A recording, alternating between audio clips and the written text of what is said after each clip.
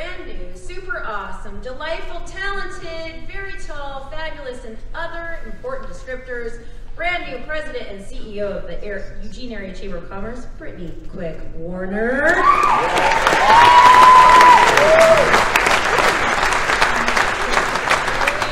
Literally no one else ever has used the words very tall to describe it. Thank you, and thank you everyone else for being here. We really appreciate it, and we're excited for tonight's event. Tonight's event is a showcase of our Metro's dedication to creating a network of innovators, inventors, and entrepreneurs through community partnerships and a whole lot of collaboration. That's right, and there's some pretty great people here who believe that ideas could become businesses that could grow into startups that scale into companies. There are a few of them here tonight, and I would like to personally thank them. Who we got? Oh, City of Springfield Mayor, Christine Lundberg. Yeah. City of Eugene Mayor, Lucy Vinix. County Commissioner and Arraign Eugene Board Member, Sid Lykin. Chris Edwards of the Knight Campus for Accelerating Scientific Impact. Representative Nancy Nathanson and Senator Lee Byer.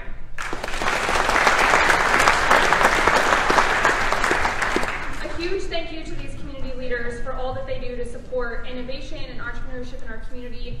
We could not do what we do here without their advocacy and without their efforts to make sure that we're well funded and that we can continue to do this work.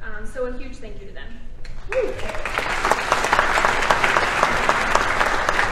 Now, take a look at all of these wonderful partners we have up here. Special thanks to the teams at the University of Oregon, Lane Workforce Partnership, the cities of Eugene and Springfield, Lane County, and both Eugene and Springfield Chambers of Commerce, who work tirelessly for the betterment of our community, and everyone else that's listed here. Thank you so much.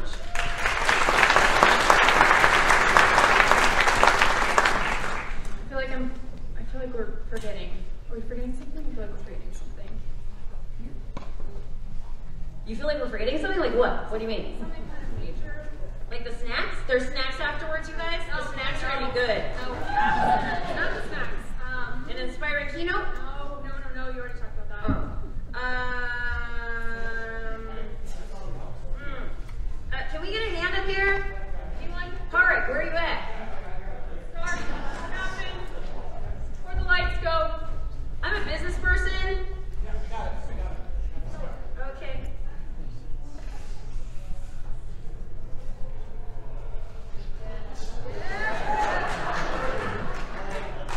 That right there, maybe?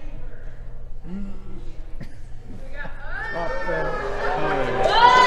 Oh my God! Thank you. Perfect. You mean the infrastructure? I forgot the infrastructure.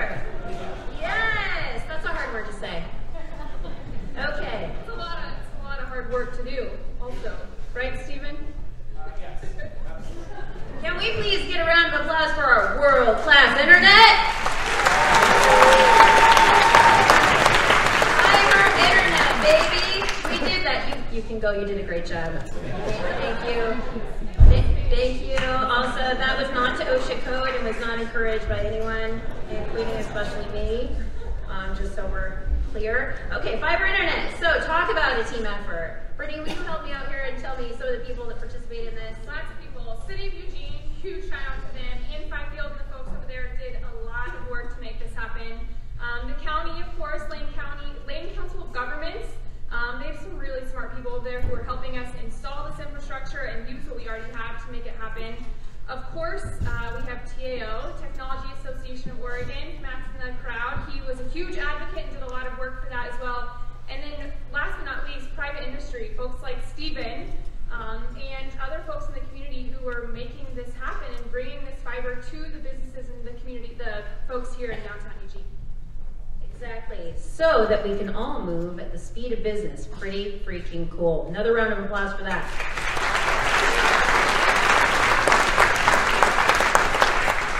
We said lots of dedicated folks who helped make this event happen tonight and who helped support this entrepreneurship community. throughout the entire year. I just want to say thank you to all of you for helping us put Eugene and Springfield on the map, and I hope you enjoyed tonight's event. We get another round of applause for our new president and CEO of the Chamber of Commerce, bringing to the order. Thank you so much for being here. Okay. Be smarter than the technologies list. Okay. So, we have a great program for you this evening. First, I'm going to share a few thoughts with you. After that, you're going to hear from our keynote speaker. Then we're going to have our 5th Rain Eugene cohort present. Good? Okay. There's going to be a lot of clapping after that. Then we're going to go out and there's refreshments afterwards where you get an opportunity to talk to some of the business owners from this year's cohort as well as past presenters. Okay? Let's do this. And now for words from your local CEO. Please hold while I shuffle paper. Very nicely done. A few weeks ago, my friend and I were talking about the importance of happiness at work. She and I met some 20-odd years ago in an honors chemistry class at the University of Oregon. I moved up here from Southern Cal, she's from Grants Pass. She was returning to school to grab a few prereqs for grad school application in which she went on. And I was a wide-eyed kid who was going to be a pediatrician. I washed out, but later I became a business person, so don't worry, it ended up okay for me. And she became a published research scientist, professor, and administrator. She's worked in Georgia, Washington, California, and Oregon. And she has never been happy at work. Never. And she was working in the field about 15 years before I met her. But here's the thing. Last week, I got a surprise text from her. And it said, "I love my job," with 5 exclamation points. That's a lot of exclamation points, right? And I said, "Oh, I'm so happy for you, but I've got to know, what's changed, right? What made it about this place that says, I love my job?" And she said, "My colleagues get me. Finally, I fit in. I have found my tribe." "So it's the people?" I asked her. She said, "Yes, it's the people. It's always the people. And I found my people." And I said, "What do you think about all these rocky spots you've had in your career over the last few years?" And I just love her answer. She said, "They were the lessons that made me ready for this today. And I don't think I would appreciate it or be this happy if I hadn't been on this journey in the first place." I thought, wow, I felt that and I get it. And now remember, she's a scientist and I'm an entrepreneur. But we're not so different, you and I, are we? No. And it got me thinking, what if we could feel that as entrepreneurs? That we belong. That we've found our people. People who get us. And then I realized something. We've kind of done that, haven't we? Right? Created a place for entrepreneurs to just be. I remember saying to a mentor, "Do you think I'm crazy to be trying this crazy thing I was doing?" And my mentor said, "You just need to find people who are the same kind of crazy as you, and you're good." Isn't that so true? Right? It's all about finding our community. And that means different things to each of us. To me, it means connecting and creating networks. 5 years ago, a business accelerator was just an idea here. But people made it real. People like Sabrina Parsons, the CEO of Palo Alto Software, who was connected to Katie Brown. And also there's Caroline Cummings, who's, now I see it should say her name too. Katie and her business partner had owned and operated several successful restaurants, but she was ready for a change, and she had a big idea. She developed a capsule clothing line called Katie Brown LA. As part of Rain Eugene, she was connected now with Katie Williams, right? Who is an expert in creative direction and brand development, who was ready for a change and had a big idea. And she too went through Rain. And now is the co-founder of Heritage Laboratories, a new health and beauty brand. A community begins to form in this way. So that when Jen Anderson, who was also ready for a change, are you getting the theme here? And had a big idea, crazy idea too. It could be either. It was confusing. You're doing great. Right? Her community was here and ready and waiting to help her grow. Right? She needed technology, apparel, brand development. Sabrina, Katie, community. See how it works? You know what I love about these connections? That whether you're a family business, serial entrepreneur, startup, student, they have community in common. Ever evolving. That's the thing about communities, they transcend. Tonight you're going to hear about the importance of startups, beginnings, first steps on the path. The seasons of entrepreneurship, right, are what we talk about afterwards. Today is about beginnings. They're starting up, scaling and growing, which is what our company's doing. Mergers and acquisitions, succession plans, like many of you here, rebrands, retirements, exits, and starting again. But in all of it, there are the people who get it, the people who get us, the people who are the same kind of crazy as us. See how I lumped you in there? A community to just be. So from everyone that you see tonight, from all who went before us, and to all in our community, far and wide, who make this network of people possible, you are our tribe. You made it real, and we thank you.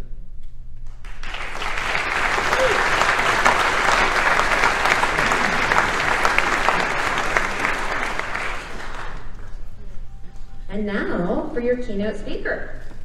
Ian Hathaway was an economist at the Federal Reserve Bank, World Trade Organization, Bloomberg, founded Insight Economics. He's been an advisor to a number of venture-backed technology startups, investors, nonprofits, plus he's regularly quoted in the New York Times, the Washington Post, and the Wall Street Journal. Wow.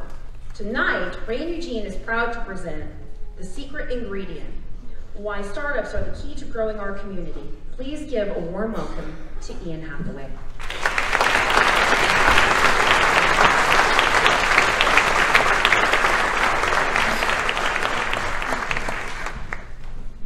Hi everyone, my name is Ian, as Celeste said, and I'm your warm-up act. That was a really great performance. Now I'm really nervous.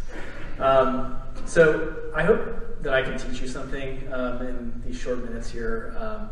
But as an economist, I'm really hoping that I don't put you to sleep because that can happen from time to time. I just came in today from Boulder, Colorado, where I'm currently living, and it's really exciting to be here. I haven't been here a few years, and it's a great place to be. So I'm going to talk about the importance of the companies that you're going to see tonight. I'm going to talk about the importance they have for the economic prosperity of this city and cities all around the world. I hope you're here because you find these companies very exciting. You're interested in startups and entrepreneurship and seeing people follow their dreams and build great companies. But there's also another reason to care about that, because they're the future of economic growth in this city and many others. I guess a little bit about me. Joe wanted me to talk a little bit about myself. So I have kind of a weird background. I guess a lot of people do. Trained economist, come from a research background that slowly started evolving into working with startups. I founded and sold a company. I say sold, it was more of a small acqui-hire situation, but it was great. I worked with a lot of startups. So I have this perspective of, I'm lucky enough to get paid to study and think about, what drives entrepreneurship and how that affects societies and economies. But I also, have this practitioner lens too, which colors those views. But tonight, I'm really going to be focusing on that first thing, which is just presenting you with evidence, and so that you have information circling in the background as you listen to these companies, present their present their business plans. I'm here, actually I should go back quickly tonight. I want to talk just really briefly about who I'm representing tonight. This is the Center for American Entrepreneurship. It's a brand new policy organization in Washington, D.C. Believe it or not, of all the special interest groups in Washington, D.C., there were 0 that represented entrepreneurs. Now, I know, boo. I agree, boo, big boo. Now, there are small business representation. That's not the same thing, and I'll talk about that a little bit more. Plenty of industry representation, and then lots of other stuff that we don't like. So this is brand new, and I'm lucky enough to be able to get the research program off the ground and hopefully demonstrate to policymakers in Washington and in state houses around the country the importance of entrepreneurs and their policy needs. So with that, does anyone remember that guy? Does anyone miss that guy? All right, sorry. Okay, so I'm actually very grateful to this man for lots of reasons, but it was this quote that pulled me out of, I started my career as a labor economist, and we were coming out of the Great Recession and thinking about ways in which, what will drive job creation coming out of this was very slow. And I came across this quote and I started investigating it, and that led me to what I'm doing today. So, I guess this is maybe a trick question, I've given it away, but how many people agree with that statement, that small businesses create most jobs?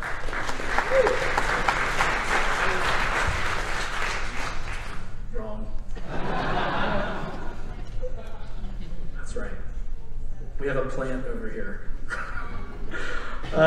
So this slide is completely worthless because I thought I was speaking to a small room of people, and I was going to use this opportunity to ask how people define entrepreneurship and why they think it's important. So we'll just observe the pointless emoji for a moment and then move on to the point of this. Right, so I have committed a sin. This is a slide full of text and you're not supposed to do that. I know, so just don't read it. So entrepreneurship is a really hard thing to define, and I hope that I've done a decent job trying to scrap this together. There's no one common definition, but I think of it as a process in a company's life cycle. It's not something that lasts forever, which again distinguishes it from small businesses. The idea is to develop a product or a service, to test that with customers, hopefully gain some traction and scale and grow that company into something great. And if you do not, then you shut it down and you go to the next thing. But the point I want to make here, because I feel like I've had this conversation countless times in cities around the country, that small businesses and startups are not the same thing in so many ways. So something like 75% of all nascent entrepreneurs, so people who are in the early stages of developing a business or have recently launched one, have no intention to grow. They're mostly lifestyle businesses or serving a local constituency. So the companies we're talking about tonight are trying to create new market categories and tap into national and global markets and bring that wealth back to this community. So those companies are different. Why is it important? Entrepreneurship creates jobs. So I'm going to talk about this, I'm going to show you some evidence for this, but so Barack Obama was not wrong, he was just wrong-ish. So it's actually new and young businesses that create the substantial majority of net new jobs. They just happen to be small. So when you end up controlling for business size or business age, the small business creating effect sort of goes away. Entrepreneurship improves productivity by injecting the economy with fresh new companies, pushing out stale incumbents. Entrepreneurship spurs innovation, particularly disruptive innovation. We have a long history of our most important innovations were created by entrepreneurs. And then you sort of wrap all that up, and entrepreneurship drives economic growth. The final point I want to make, because this is something I'm working on right now, is the community aspect. And so I'm glad that Celeste was saying that because it's really relevant here. And I believe that the ingredients for high growth entrepreneurship lie within communities, and there's something you can do about it. And that's really powerful, that you have your fate in your own hands. So this chart is going to make your head explode. It still does it to me. I don't even know why I bothered putting this in here. So I'll just bear with me. I'm going to walk through this. This supports the point I was trying to make. So the red bars are small businesses.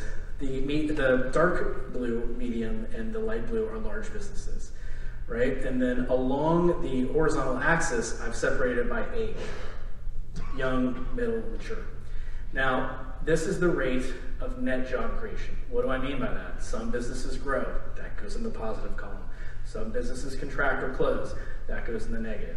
So when you add all that up amongst these groups, now there's a whole lot of stuff going on underneath. You know, some businesses are growing like crazy, others are declining like crazy. But when you net all that out, it's actually young businesses that create the most jobs. Hopefully they will grow into big businesses, as we see sort of at the right end of this chart.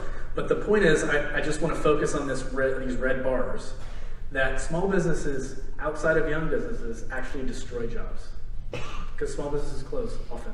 So young firms are the engine of net new job creation in the economy. That is one of those things that just surprises people. I remember when I first read it, it was back to this, you know, the Barack Obama slide, and I just couldn't believe it. We just didn't have the right data on firm age to be able to understand that it was really being, the small business creation, job creation effect was being obscured by firm age. So this is, you know, this chart shows just sticking with firm age here. This chart shows the average net job creation by firm age. We have the average in the red and the median in the blue. The point here is that on net, most businesses don't. A typical business doesn't create many jobs. And that leads to the next slide, where we have this really wide distribution here, right? So young businesses, the higher performing ones create a whole lot of jobs, and the lower performing ones destroy a fair amount as well. But this relationship is pretty solid. If I go back and forth between these two, I just want to make the point that young firms grow the most. The final thing I want to say here, which I'm actually is not visualized on this slide, these bottom 2 points here, and this is one of the things I think people struggle with when thinking about entrepreneurship as a model for economic development, is that most businesses fail, right? And a very small percentage of companies that are high growth and succeed create many, many jobs. So even underlying this chart here, that's obscuring a wide amount of variation. So from 1997 to 2012, 2% of firms created 45% of new jobs in the economy. And if you're lucky enough to get one of those companies in your community, it does wonderful things. Not just for the people who started those companies, not just for the people who invested in them, and not just for the people who work there, but everyone else. It raises wages and productivity and stimulates the local services economy. So this is a really important thing to grasp. More terrible slides with lots of text. I didn't know how to visualize some of this stuff. The point here I want to make is that startups disproportionately drive innovation, as I said before, particularly transformational ideas. We can go back in history: the airplane, the railroad, automobile, electric, on and on and on. Entrepreneurs. There's a strong relationship between young firms and the introduction of new products. And one study from 2 Harvard business professors estimates that $1 of venture capital gets you the equivalent amount of innovation as $3 of R&D. Pretty impressive. The other part of this is the destruction side of the economy. So this is something that people have a hard time with. Like, failure is actually a good thing. If unproductive businesses close and capital and labor can be moved to more productive businesses, that's a really good thing. In the short term, there's some pain associated with that, right? Particularly for the individuals involved. But overall, injecting the economy with a new batch of firms is really good for improving productivity, which drives our long-term economic prosperity. More text. Okay, so the point I want to make here is that, you know, so I've sort of, everything before this, I've either demonstrated visually in a chart or in bullet points. I've discussed empirical findings. These are empirical findings about, you know, new businesses and creating jobs in young and small businesses, introducing new products. But I really want to just quickly hang some theory on this because I think that's a useful framework to think about the companies that you're about to see tonight. So a long time ago, this guy named Bob Sola says, hey, it's not just population growth and more machines that make the economy grow. It's this other thing called technological advance. But I don't know what that is. It's just this massive residual that explains 80% of growth, and we don't know what drives that. So over the next couple of decades, some even smarter economists figured out, hey, actually it's knowledge diffusion. But not just any type of knowledge, it's commercializable knowledge, right? So taking something and creating a new market or fulfilling customer needs.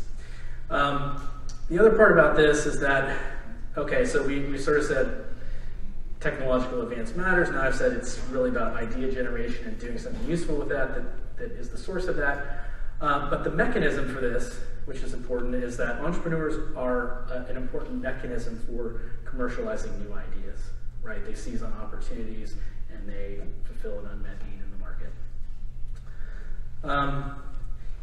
This shows correlations between, on the horizontal axis you have the business startup rate, and these are metropolitan areas, there's like 360 or something. And on the vertical axis you have GDP growth and employment growth several decades later. So the point here is that cities with higher startup rates have higher economic growth, job creation. Now you could quickly say, well, wait a minute, which drives which? Or more or higher growth economies more entrepreneurial, or is it the other way around? There's emerging evidence on this that it is entrepreneurship that potentially is the driving factor in this. So, bottom line, more entrepreneurial cities are more vibrant, more dynamic, and higher growth. So to this final bit about practical guidance, what you can do to improve entrepreneurship in your city. I think the good news is that most of, as I said before, most of the factors are local, right? So there's this guy named Paul Krugman who won the Nobel Prize, and he's doing something else now, I can't remember. But he basically said, going back to these mechanisms, he said, okay, great. Knowledge dissemination, great, got that. Geography is an important mechanism for the diffusion of ideas, particularly in innovation, very close quarters. I believe there was a study on how knowledge diffused through the media industry in New York, and they found that actually all the benefits of co-location of those firms had dissipated entirely after 500 meters. So in some cases, it's literally, and I was telling this story earlier, I'm new to Boulder, and when one of the most innovative cities in the world, especially for its size, you can see the university from downtown. It's just right there, but I don't know that there's a whole lot of interaction between the startup community in Boulder and the university. And it's, it's half a mile away. So that matters. So geography matters. What's happening here matters a lot. Innovation and entrepreneurship are a little bit different from old, the industrial era, which was sort of command and control and, and heavy investment in capital. Startups depend on information and connections. Most importantly, these are underpinned by what I would term a social contract with one another. You can't sign a non-disclosure agreement every time you want to share an idea with somebody or charge them for advice. It's just impossible, the pace of things. So these transactions occur outside of the market context, and that requires building a community. Just kind of going through these quickly, economic culture is cumulative. Entrepreneurial regions 20 years ago are more entrepreneurial today. It's something that takes time to change. I think culture plays a big role in why some regions are more innovative than others. Invest in homegrown entrepreneurs. Don't do it like those guys in Wisconsin who spent $3 billion to bring Foxconn to their state.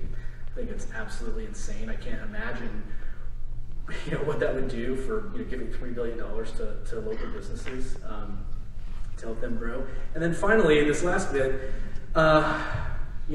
startups are not run by robots, they're run by humans. this is really hard, you know. There can be serious toll on family and finance and mental well-being. Like, this is really cool that they're doing this, and it's very hard to do, and they need your support. And I think that's important. So, just a little bit more practical guidance here. I think intervening in startup communities, supporting startup communities, it's best with a bottom-up connector approach. Make sure that entrepreneurs are the priority, not your agenda. Anticipate ways that whatever resources are in your control, think about ways you can help entrepreneurs on their way. Take a long-term view. Silicon Valley was not hatched overnight. It took many decades to evolve. One of the best things you can do, these don't, having events like this, they don't cost a whole lot. Getting entrepreneurs together, connecting people. You don't have to go build something. You don't have to structure massive tax incentives. You don't have to invest directly in companies.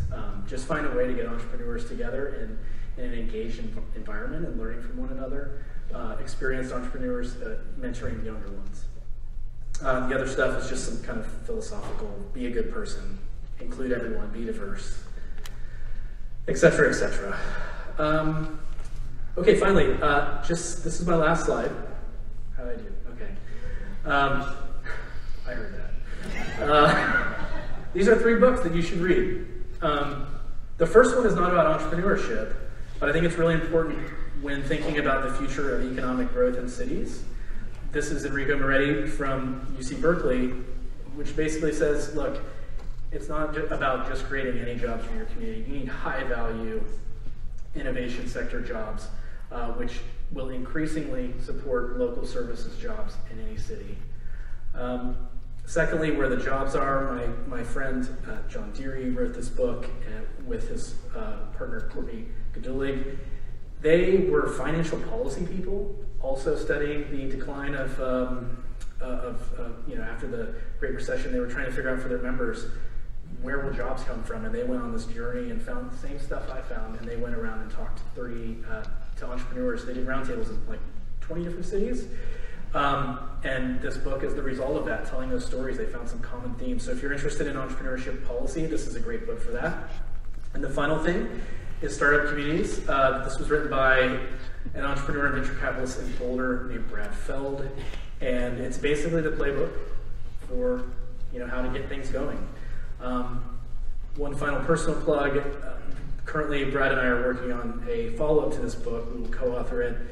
Thought it would be done by Christmas, but that doesn't seem like it's going to happen. So if you have cool ideas and you want to tell me about what's going on here, I need to learn from all of you.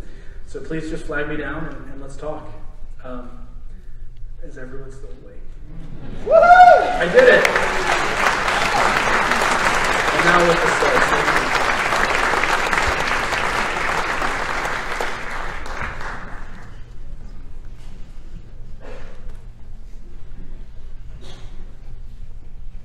Can we get another thank you for Ian Hathaway? Not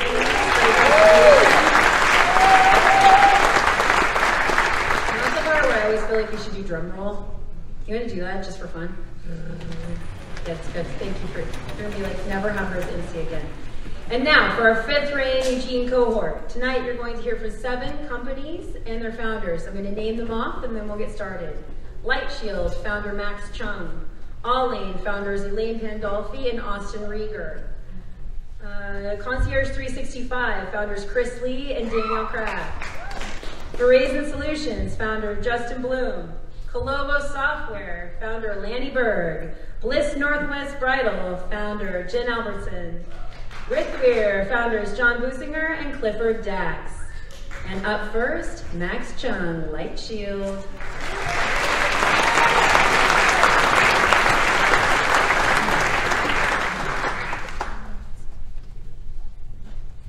Hi, my name is Max Chung, and I'm the founder of Lightshield. Lightshield is a product company creating esports travel gear and accessories. Sports is a massive industry. Athletes from all over the world get paid millions of dollars to play the sport that they love. But most of this isn't from salary. The best players can actually get paid 5 times their salary from product endorsements alone. Esports are sports on the internet, which means they're global. There are no limitations. They can be played anywhere, anytime, 24/7.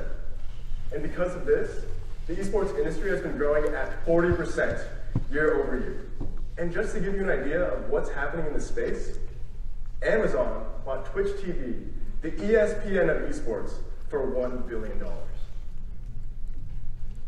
As you can see, the industry isn't there yet.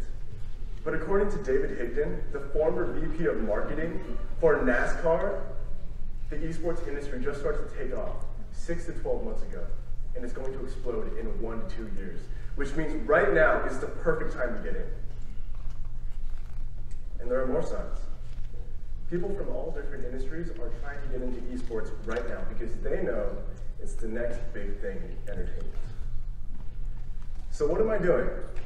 If you think about sports for a second, every sport has 1 or 2 key pieces of equipment that you usually buy at the beginning of the season, you break it in, and by the end of the season, by the time it's for playoffs or the championship game, you would not imagine using anything else. And for esports, that equipment is the video game controller. So if you think about tennis rackets, you put your tennis racket into a travel case. And if you have a video game controller, you put it into a travel case, and that's what I do. I make esports travel gear.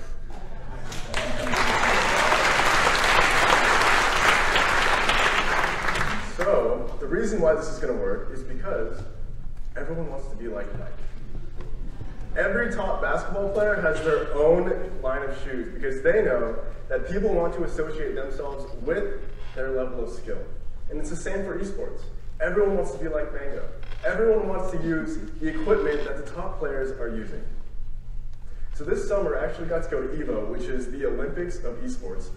And I got to meet Mango and a bunch of the other top players, and I got to show them my product. And every single one of them said it was amazing. And during this time, I also launched a Twitter giveaway of one of my products, and I was immediately contacted by a top player asking if he could have one. So after all of this, what is my next step? I am launching a Kickstarter campaign on October 24th, and if you are interested in helping me make this succeed, please back me on Kickstarter. And if you're just interested in what I'm doing, please come see me in the lobby. Thank you.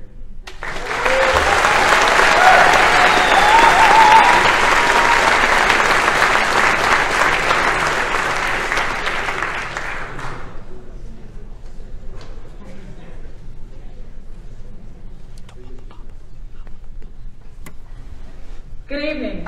My name is Elaine Pandolfi with Allane. I'm a co-founder of a skincare product company that focuses on specialty markets. Our first product is Ink Defense Tattoo Care. Now, this industry has been exploding in the last decade. Double-digit growth, 11% or more, year over year has turned this into a billion-dollar industry. 97 million Americans have tattoos. That's 1/3 of the population.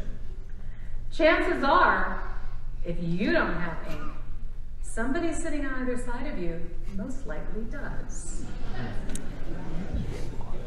So what does that mean? More and more businesses are opening, and to date, there are 10 times more tattoo shops than there are Walmarts. But getting the tattoo is only part of the experience. Afterwards, it's gonna itch like crazy. And what you don't do? You don't scratch. If you scratch your new tattoo, you're literally going to be pulling the ink out of your skin, destroying that artwork that you just spent money on. So I got to thinking about this. And I had a revelation. About hair salons. It's important to me. So, when you go to a hair salon, you're surrounded by product. And the stylists take the time to recommend products for your hair care. And you trust your stylist, I trust mine. This industry knows the value of selling product at the time of service. This model has proven itself successful year over year. So what's missing here in this tattoo shop? Product. Artists are not taking the opportunity to offer the product at the time of service. Shops are missing out on a great advantage by having the product available right when those people get that tattoo. Now our competitors, they have products available directly to the consumer online. It doesn't help in the middle of the night when you're itching. Our difference is we're applying the hair care model to the growing tattoo industry. And how we're doing it? We're starting in Oregon and Washington, where there are over 1,000 tattoo shops just in those two states, and focusing on the I-5 corridor. But we're starting first in our own backyard.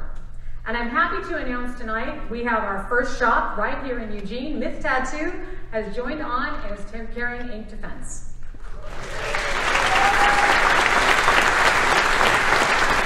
And we did this through relationship building with the tattoo shops and leveraging them as our personal distribution channel. So what's up next for us? Well, we're in production, we have product ready, and our next goal is to have product in 20 tattoo shops by December 1st of this year. We're on our way. So, if you or anyone you know would be interested in partnering with us with Ink Defense by All Lane, please see myself or my co-founder Austin Rieger after the presentations tonight. Thank you.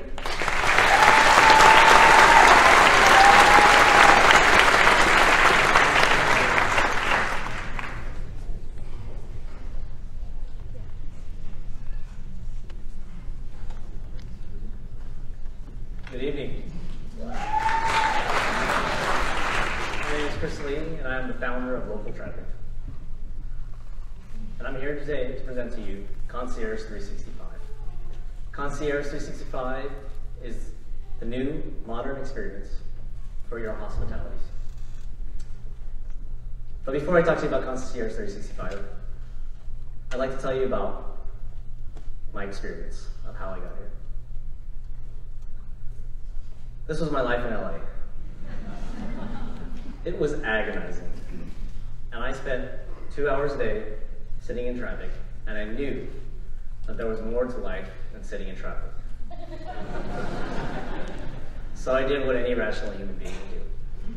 I quit my job, and I moved to Hawaii.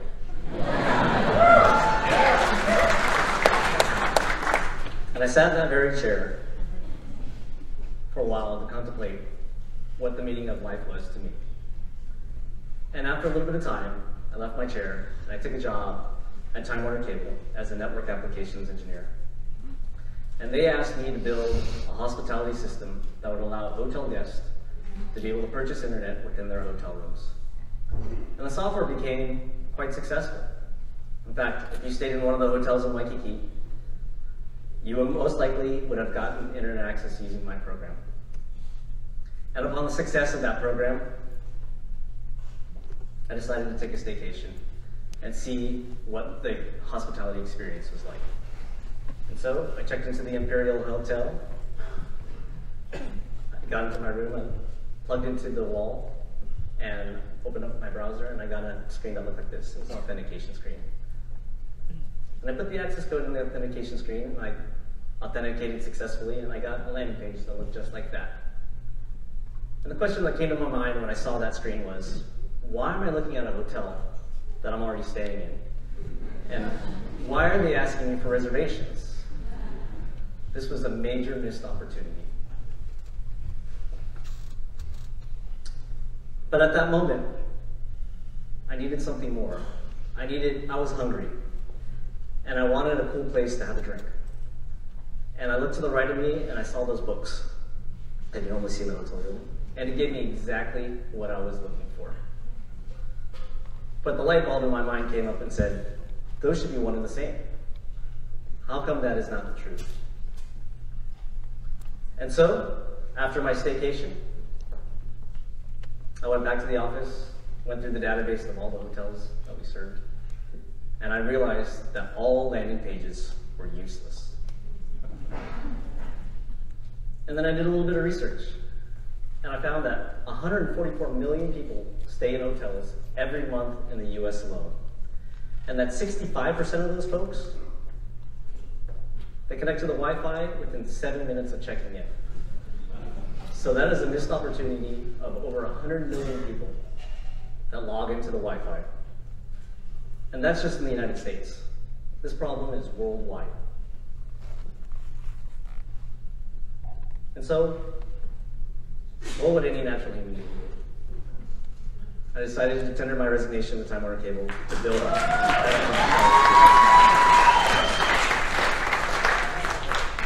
But Time Warner did not take my resignation lightly. They felt that I was very valuable in providing this service for them, so they offered me twice the amount of money and had me work half as much as a consultant for them. And that allowed me to build Concierge 365.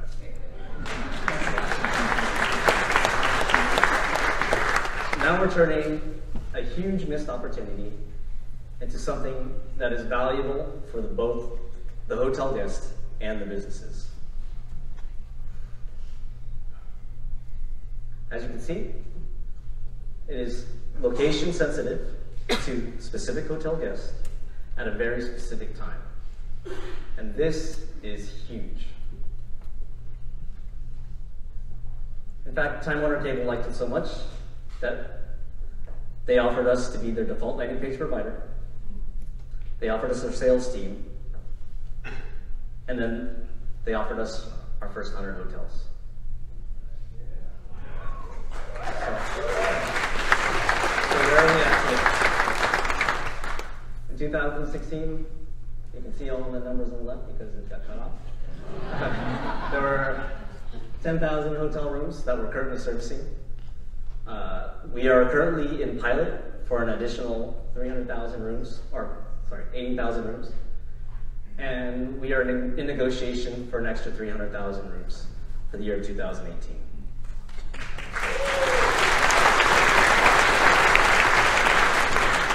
And our team continues to drive these numbers. So, what are we seeking? We would like to find people that would have connections into internet service providers, hotel chains, and property management groups with portfolios of 100 hotels or greater.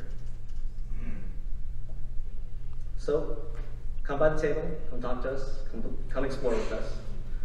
But before I say thank you, I really wanted to say thank you for my family for coming out here and supporting me. And they flew all the way from Hawaii and California and Portland to make that happen. So, thank you.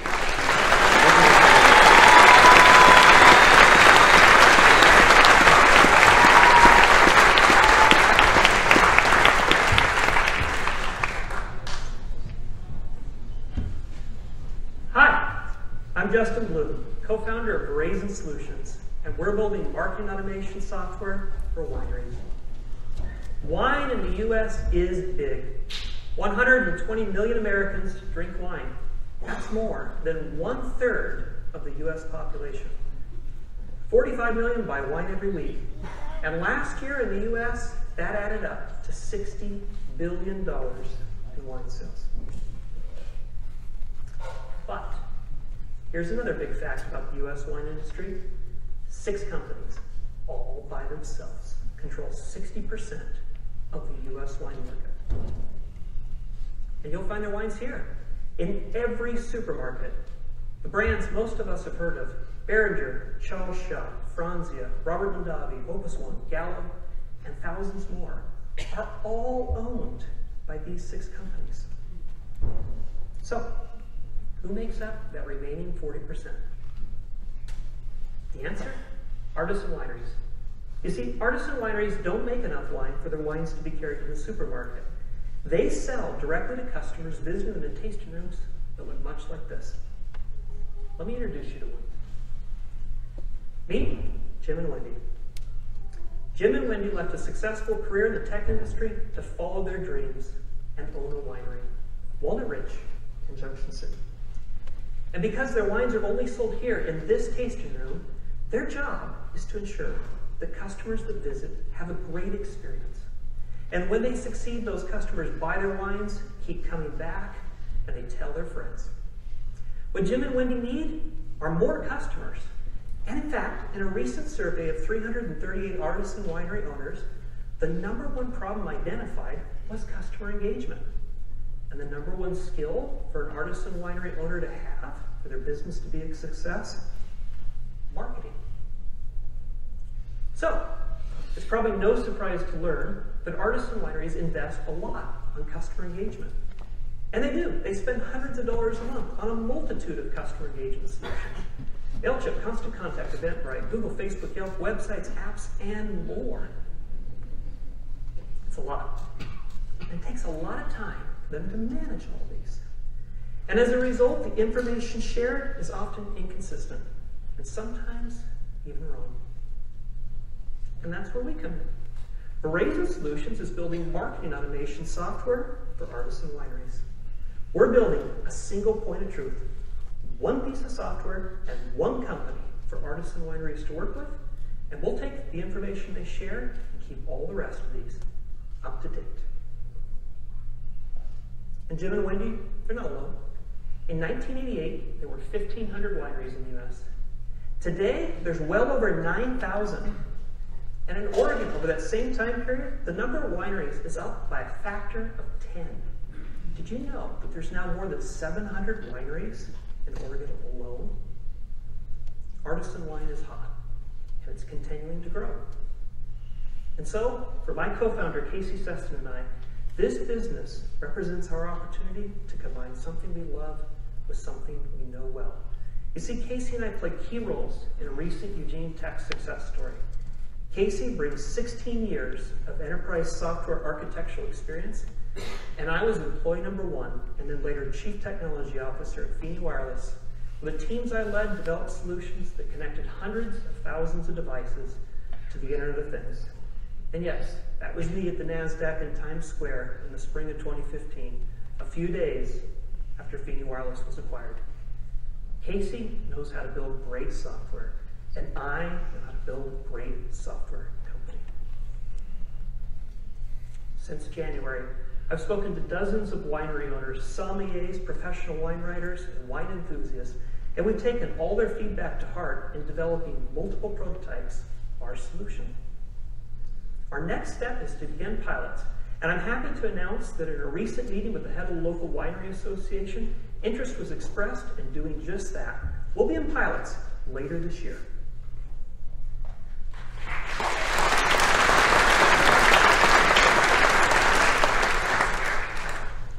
Tonight, though, we're seeking someone to join our team.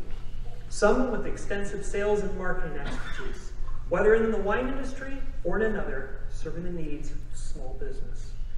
Someone to help us build relationships with wineries throughout the state and help us better refine the value that our solutions bring to our customers. Maybe one of you in the audience tonight is that person. Or maybe you know someone who is. Or you just want to talk over a glass of wine. And either way, I'd love to talk with you in the lobby. Thank you. Thanks for being here tonight. It means a lot to us.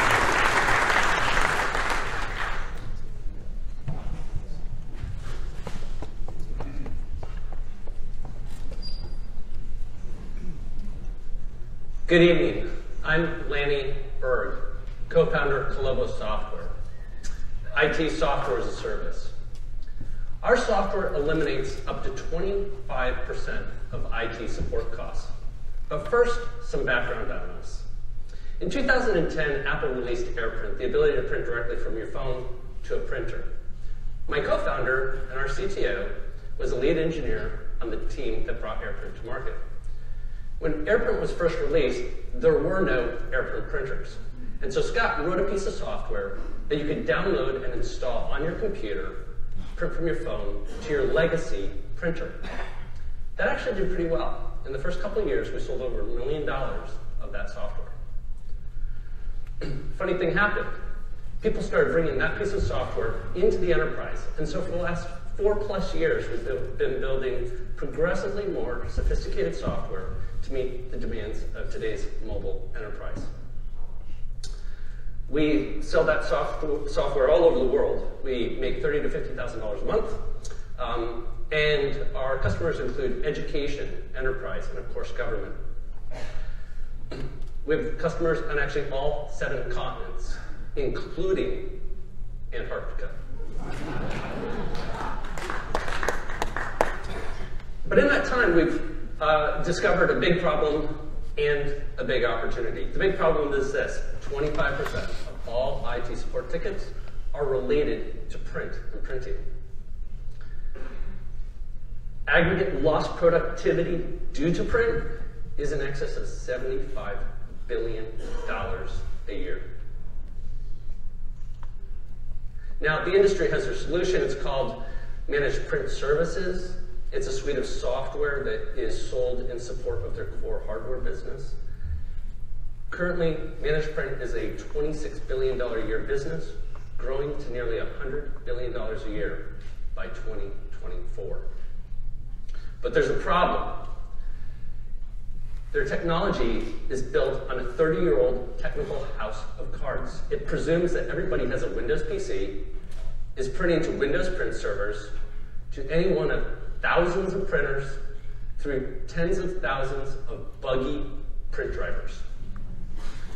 Add in print accounting software, print monitoring software, and then try to support the latest in mobile and cloud technologies that we have today, and you have not only an incredibly brittle infrastructure, but industry. So how do you fix something that is so broken? You don't. You just replace it.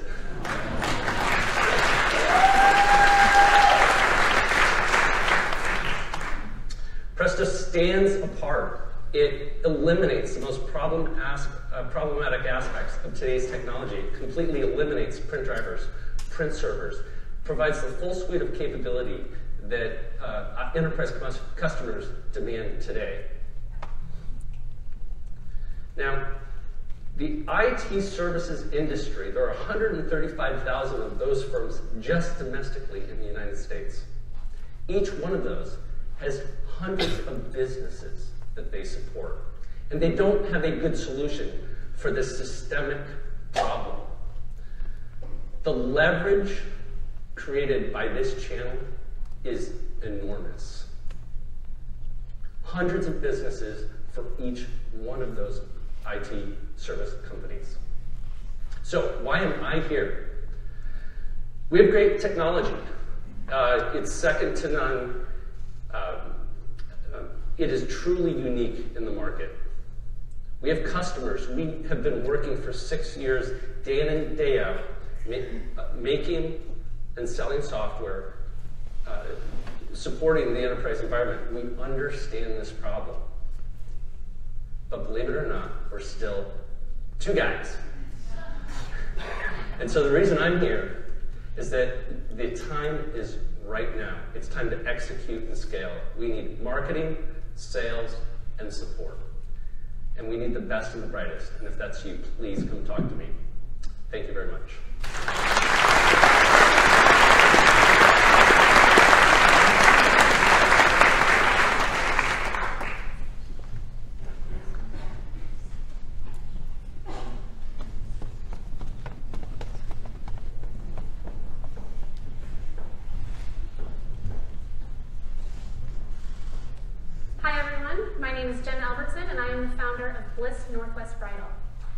We are a bridal company that delivers a simple and relatable wedding planning experience for the modern bride.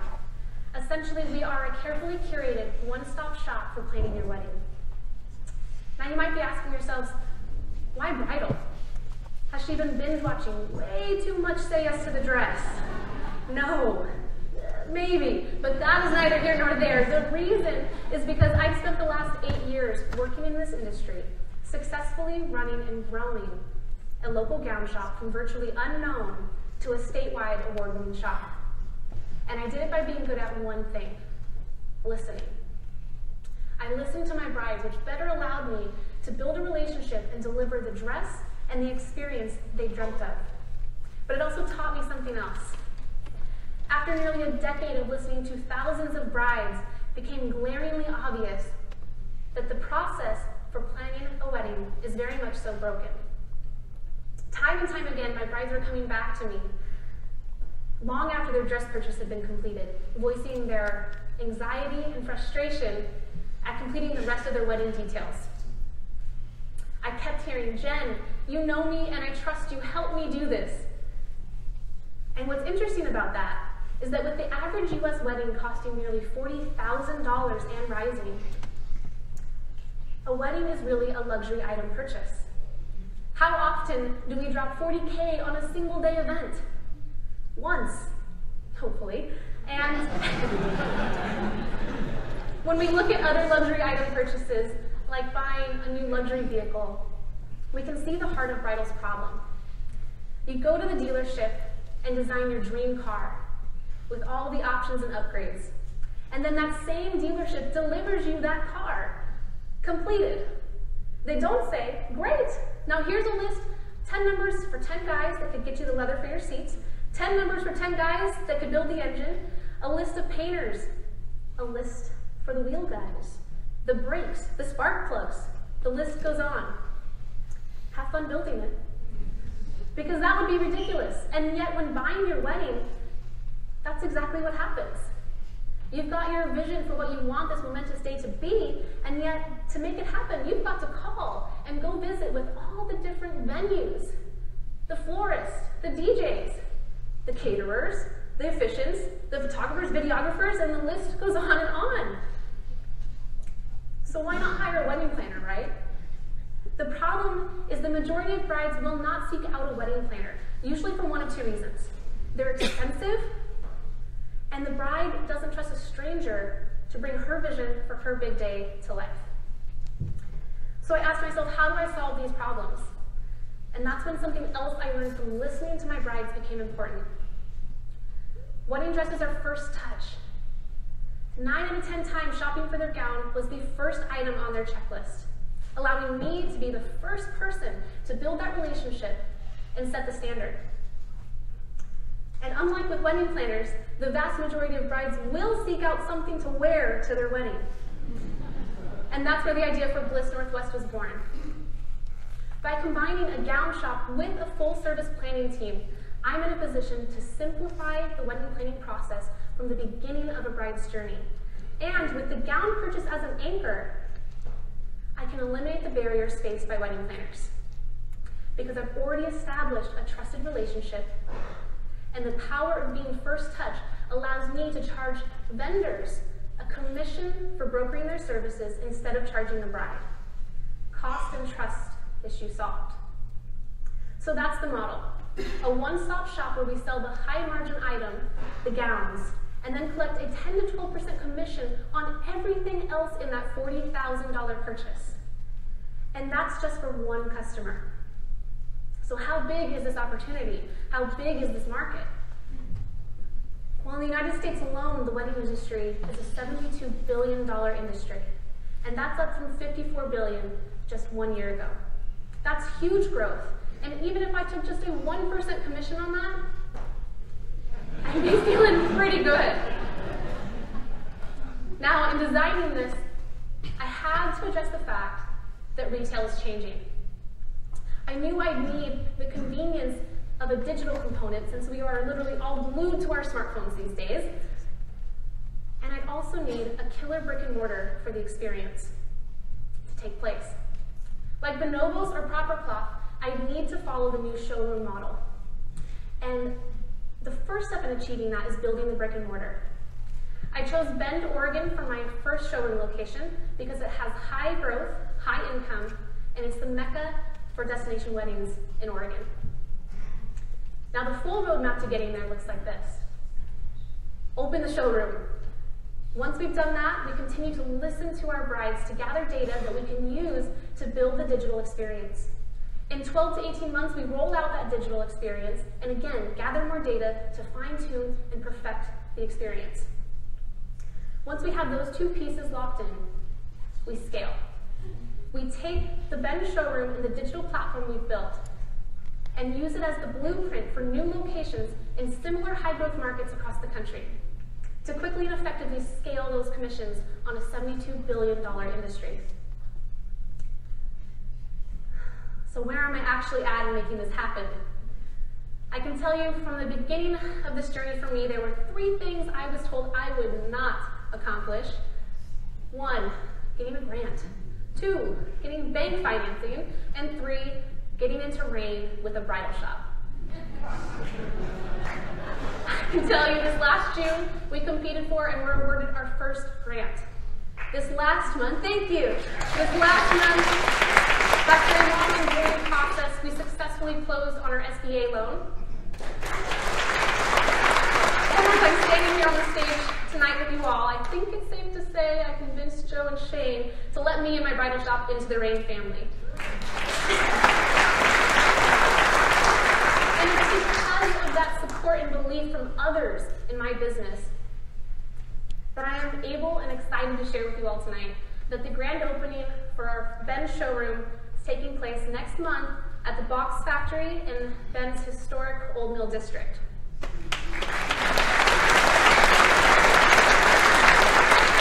please follow us on social media to get all the details for that opening, because you are all invited.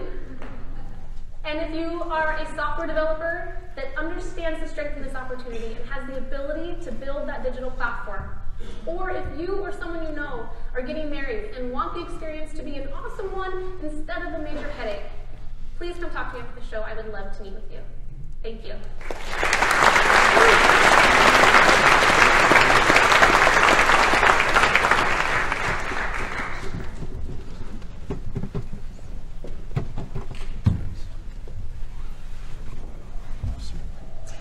Hello, good evening. My name is John Businger, and I am co-founder of RickReader. We build omnidirectional treadmills for virtual reality. You've probably heard of VR. You might have even tried it. This guy is loving it. So is this guy. He sold his VR company for $1.8 billion before shipping a single product.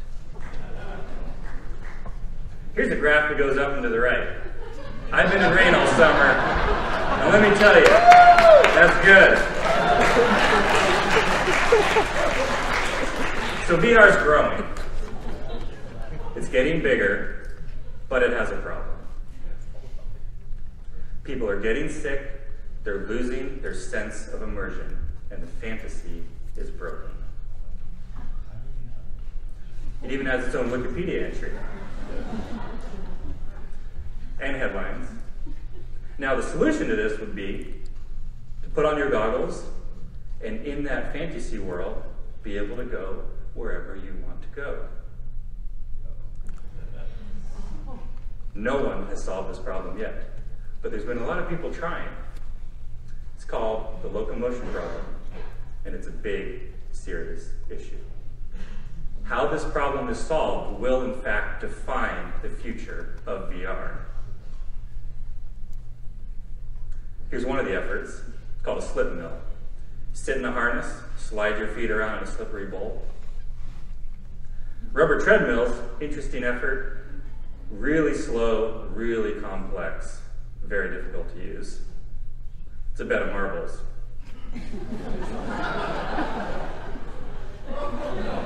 Yeah. My favorite's the hamster ball, though. The military has tried all of these and more for decades, and they're still not happy with the solution. I'm really pleased this evening, for the first time in public, to be able to present to you our answer. This is the future of VR interaction. This will let you run, jump, play, move in any direction for as long as you want, as fast as you want, without ever leaving this circle. The aha moment came when we realized you don't need to move the entire floor. You only need to move the 20 square inches underneath each foot. The secret is in these two pucks. That is the piece of ground that is waiting for your foot when it comes down.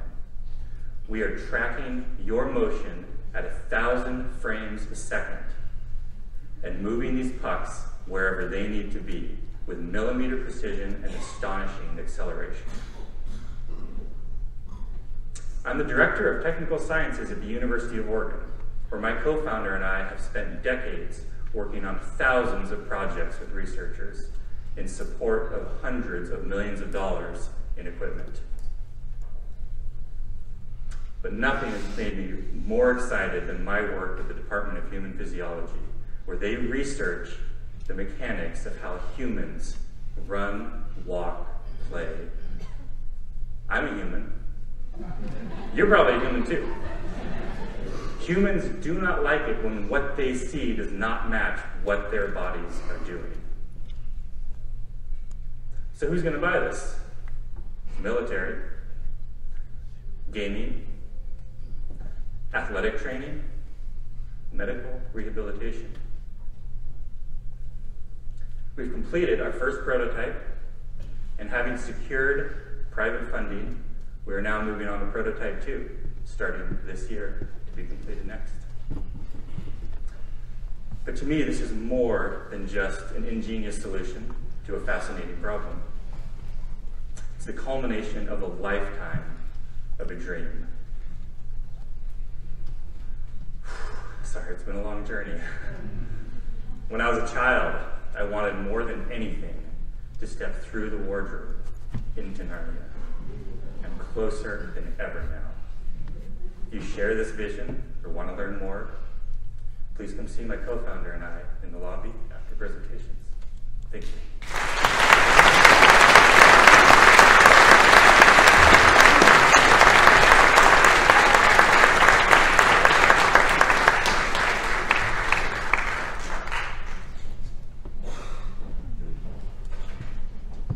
Okay, can we get a big round of applause for the presenters tonight?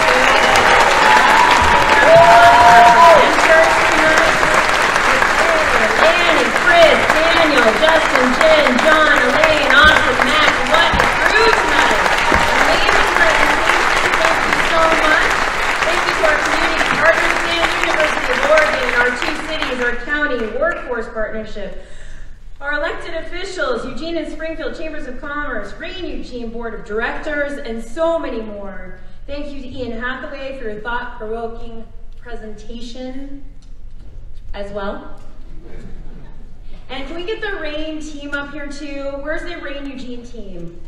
Joe, Shane, Daryl, Lauren, Micah, Sean. Can we get a big round of applause for people who made this go? Yes, so appreciate this, and the whole team together. Come on, Sean. Come on out.